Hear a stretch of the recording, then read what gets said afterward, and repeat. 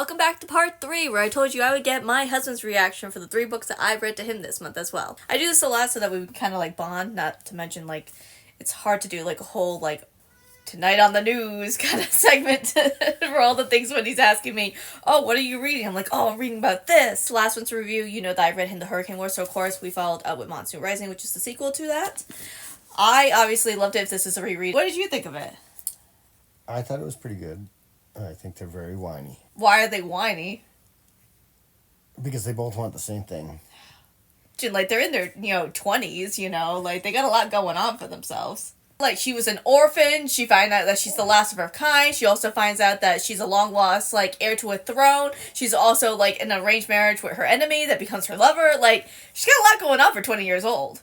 Character Alaric, he's got the same shit kind of going on as well. He's well, he's not whining, he's brooding. And then he starts whining.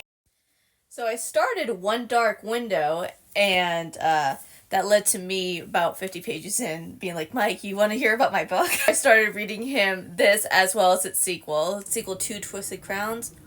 God. Magic system. It's about magical cards versus magical people themselves, as well as a whole ancient backstory / mystery about things that comes to light.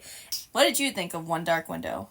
The Nightmare and Elmer are the best. Oh my god, the Nightmare. We shouldn't like the Nightmare, in One Dark Window.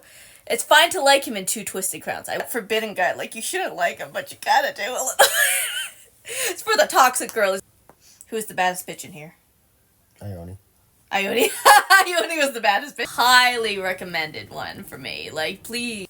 Anyway, stay tuned for next month when I'm probably gonna read more books.